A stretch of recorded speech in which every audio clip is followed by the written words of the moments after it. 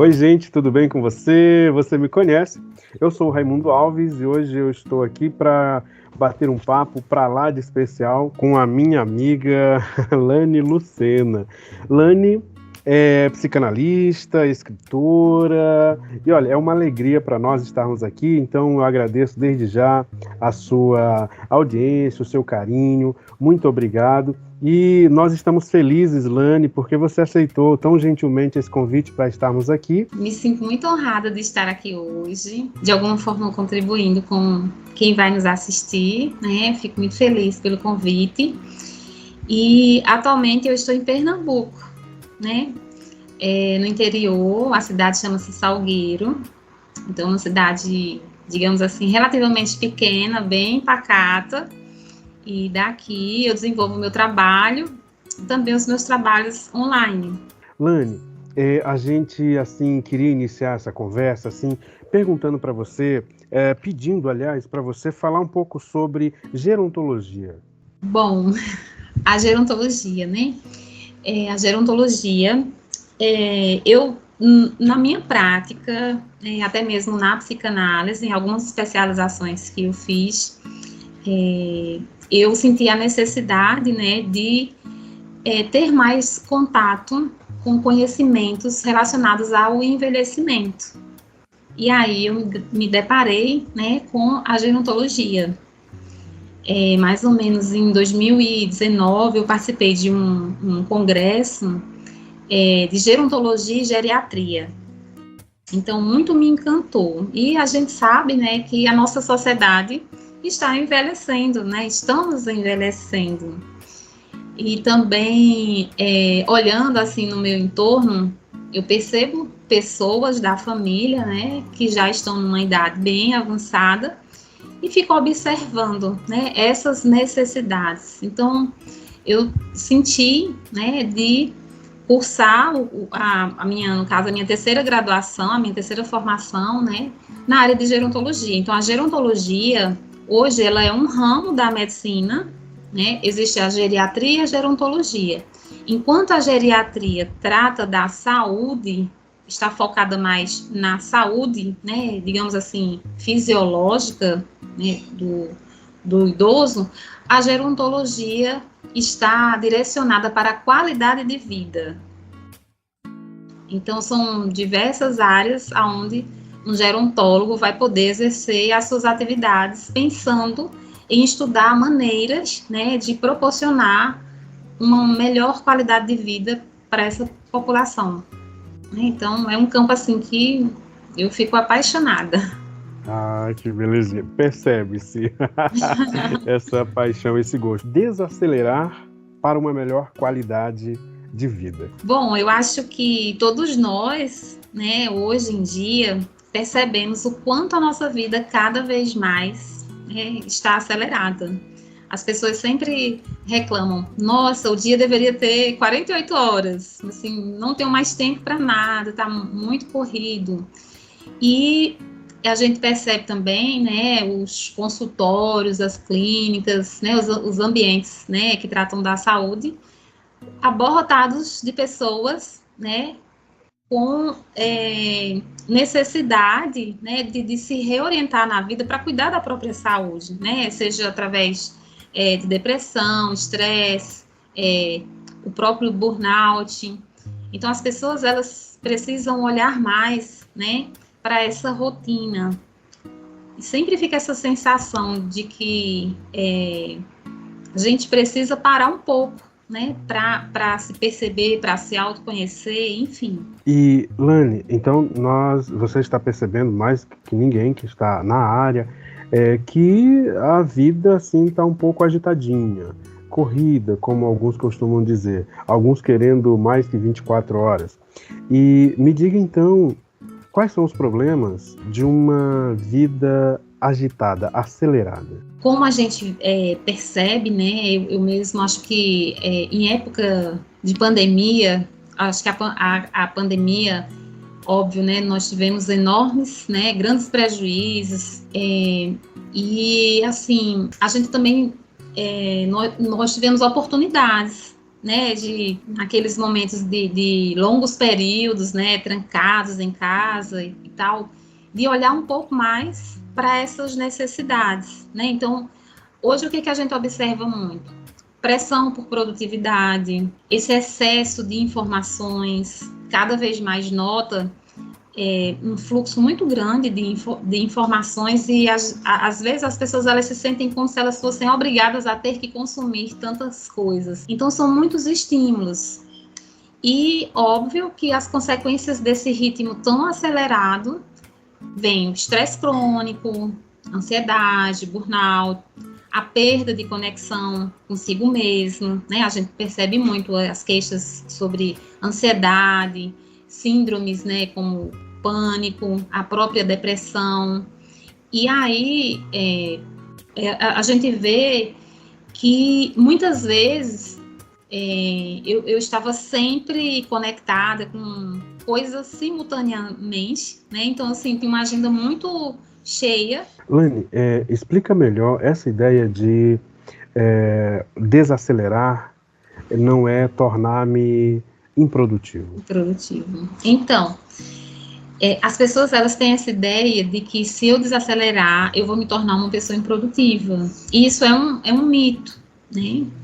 Que eu até diria assim, é um mito da eficiência. Ou seja, desacelerar não significa improdutividade, mas sim ter mais qualidade de vida e mais presença, né? Então, com base na minha própria experiência, há um tempo atrás, né, hoje eu sou mãe, eu tenho uma filha de 20 anos, então bem na fase da adolescência dela, por volta dos 13, 14, 15 anos, que é uma fase assim, bem desafiadora, né, eu diria, eu me recordo que assim, eu sempre tinha uma agenda muito lotada, eu tinha vários projetos, mal conseguia terminar um projeto, já estava pensando qual seria o próximo, e ia ser um volume de muitas atividades, e assim, eu acredito que as pessoas, elas acabam se acostumando com esse acúmulo de responsabilidades, né? Só que a gente acaba se envolvendo de uma maneira que não percebemos que isso está nos roubando a nossa energia, e muitas vezes para chegar aonde, né? Então, chegou um ponto que eu me senti muito exausta, né? Exaurida mesmo, e começou a sinalizar vindo para o corpo. Então, assim, eu senti essa necessidade. Então, pera lá, o que está acontecendo, né? Então, eu tive que desaprender essa sensação, né, de constante, né, ter que estar envolvida com atividades, e fui fazer um caminho diferente, né? Então, pequenas pausas. Hoje, eu considero que hoje eu tenho a minha vida ideal, né? Porque eu coloco meio que um freio na minha agenda. Eu sei quando é que eu vou poder ter tempo a mais, eu sei quando eu preciso de um tempo para mim, para minha família. Então, é nesse sentido, de que desacelerar não significa improdutividade, e sim a gente escolher, né, ter mais qualidade, ter mais presença naquilo que a gente se propõe. E, Lani, qual é o poder da pausa? Então, hoje a gente tem a neurociência, né, com estudos, assim, imensos, que nos mostra que se centrar mais no presente, seja através de ferramentas como meditação, a própria escrita, contato com a natureza. Então, desacelerar, unindo a boas escolhas, reduz, por exemplo, o cortisol, né, que é o hormônio que faz com que a gente, né, esteja constantemente desajustado, né? Melhora o nosso foco, a nossa criatividade. Então, eu diria que cultivar um estado de presença, né, de ter mais atenção plena, evita com que a gente, muitas vezes, né, as pessoas, elas vivem uma vida remoendo o passado, muitas vezes, ou então muito ansiosas pelo futuro. E aí você desperdiça momentos importantes da vida, né? Justamente porque você não está no aqui e agora. Então, esse impacto na nossa saúde emocional, ele é muito visível para as pessoas que buscam, né, ter essa melhor qualidade de vida.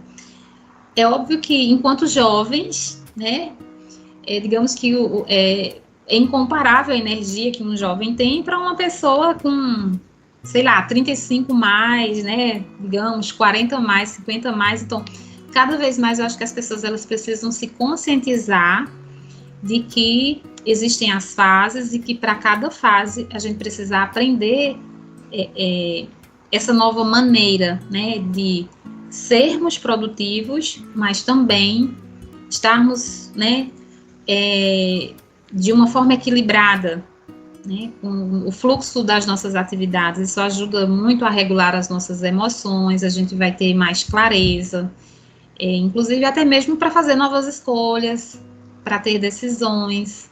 E neste dia a dia que é agitado, acelerado, com muitas coisas na agenda, quais são assim as orientações que você poderia compartilhar para nos ajudar a facilitar assim a gente criar uma agenda mais saudável?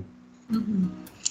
Então, são estratégias, né? As estratégias assim são inúmeras. Eu ia passar bons minutos aqui falando sobre isso, né? São coisas simples e que muitas vezes a nossa correria, se ela não for vista, né, a gente não vai se atentar a pequenos detalhes, como, por exemplo, a tecnologia, uso de tecnologia, né? A higiene do sono, que é você escolher se afastar, né, da tecnologia, de ter um ambiente de descanso adequado, iluminação, temperatura, uso, muitas vezes, de recursos que possam trazer um melhor relaxamento, até mesmo a tonalidade da iluminação, né, do quarto, ele é propício ao descanso, ao sono. Então, isso são escolhas. Como, por exemplo, iniciar um dia sem celular, tomar um café com mais calma, aproveitando os sentidos, por exemplo, os 5 sentidos, né? Praticar a respiração consciente, que eu acho que muitas vezes as pessoas acabam esquecendo de que elas respiram, né? Então, é importante, assim, ter algo de forma intencional, organizar as prioridades, né? A gente precisa aprender o que é essencial, o que é urgente, o que eu não posso deixar de fazer, o que eu posso deixar para depois, saber exatamente as coisas que são prioridades, né? Isso é fácil de fazer porque a gente pode utilizar listas, né? Olhar para a rotina.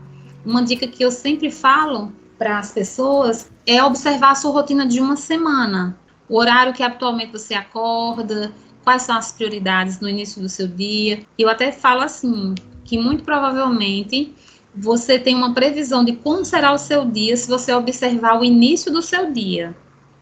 Então, é bem importante. O início do dia sinaliza muito o seu estado emocional de como é que você também vai terminar o seu dia. E que muitas vezes as coisas acontecem de forma inesperada, mas que se você tiver você iniciar o seu dia numa vibração de mais tranquilidade, você também vai ter essa mesma, digamos assim, uma iluminação para resolver dificuldades. Outro ponto também é dizer não com consciência, né? Você saber dizer não com consciência, estabelecer limites saudáveis, né? Até mesmo o momento de assumir compromissos, de assumir demandas externas que não são suas, mas que muitas vezes a gente acaba assumindo.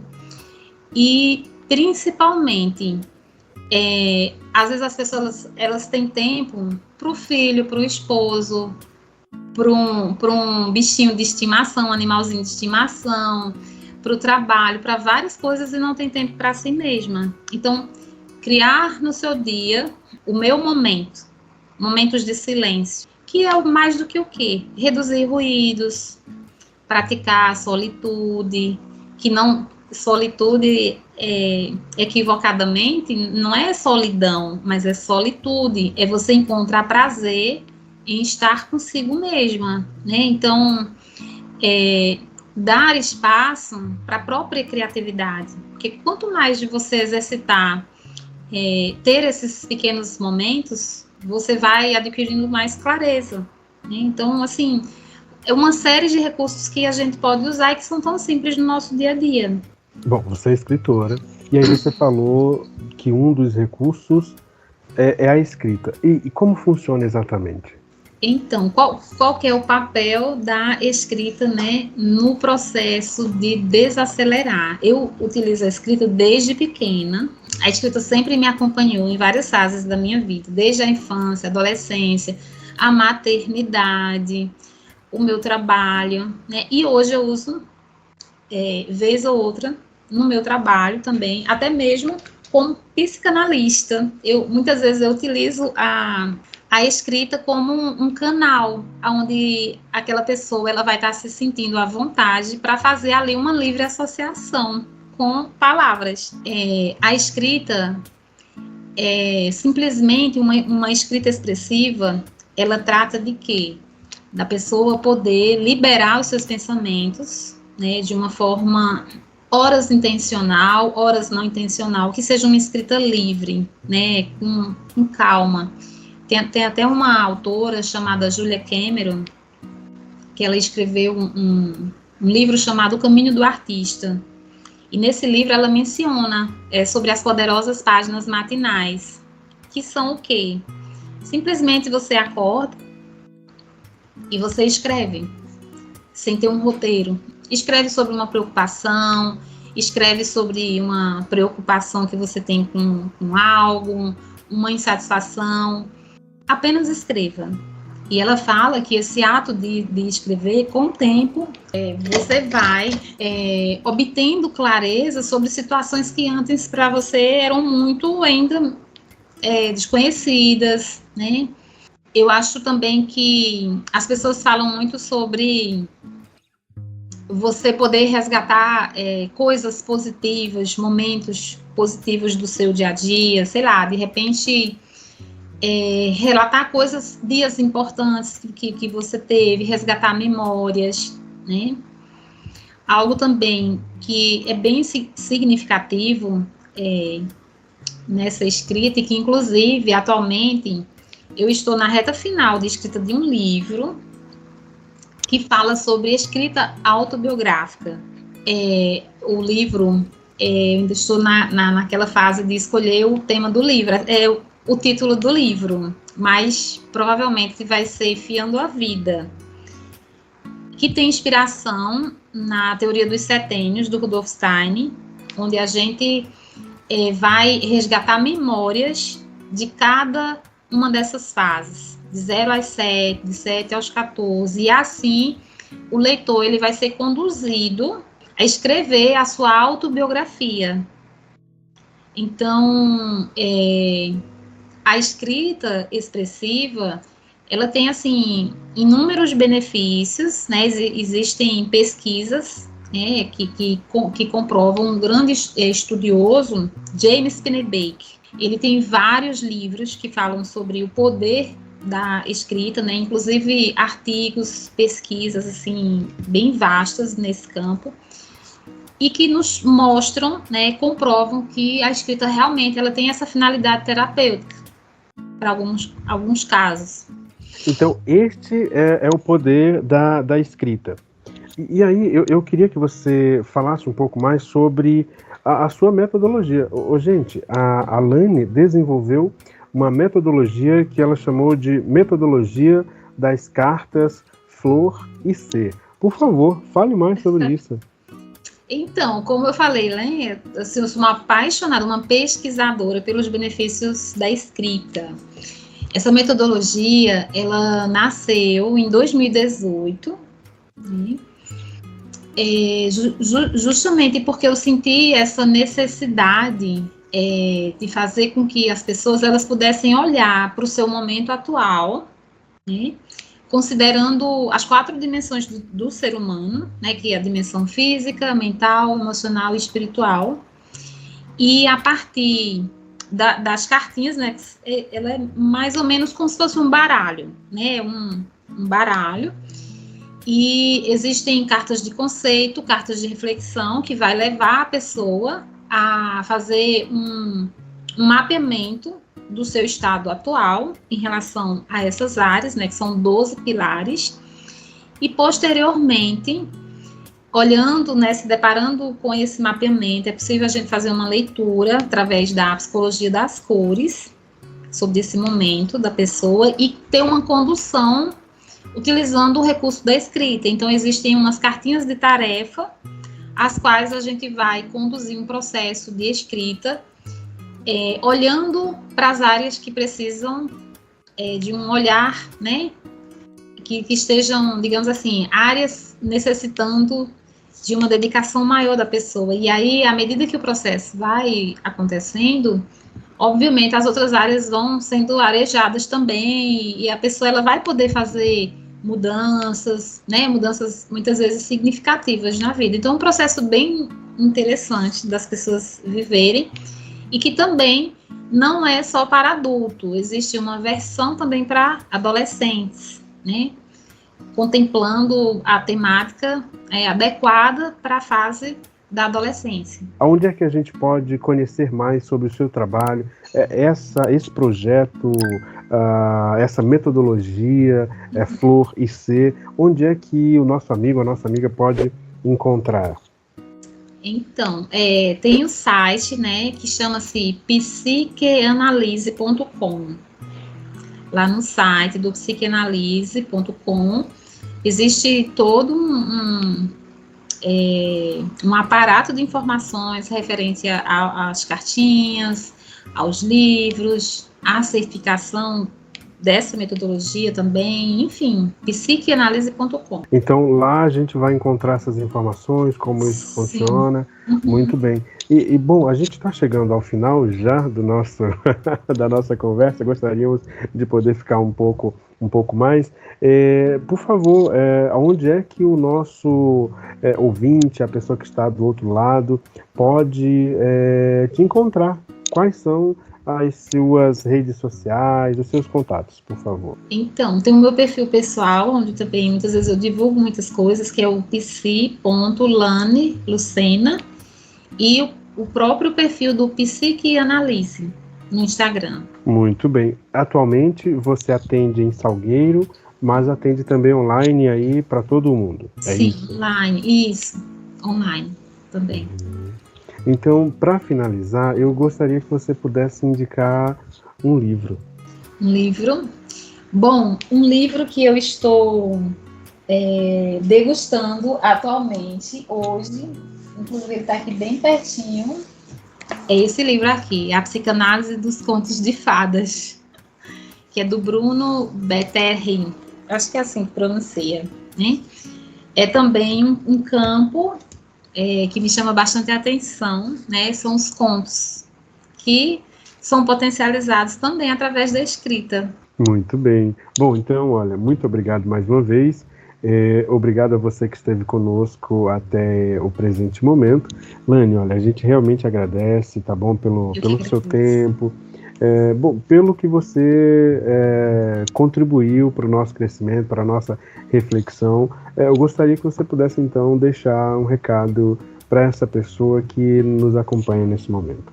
Bom, eu gostaria de incentivar, né, a começar fazendo pequenas experiências em relação a observar a sua própria rotina, a sentir, né, o que o teu corpo está falando em relação a essa rotina tão acelerada, e começar a fazer pequenos experimentos, né, de fazer pausas durante o dia, que seja 5, 10 minutos, isso com certeza vai fazer uma diferença. Então, muito bem, está aí a orientação da Lani, psicanalista, escritora, idealizadora dessa metodologia tão interessante, que vale muito a pena você conhecer. Me senti honrada de poder estar aqui E, assim, muito feliz de contribuir de alguma maneira para esse projeto.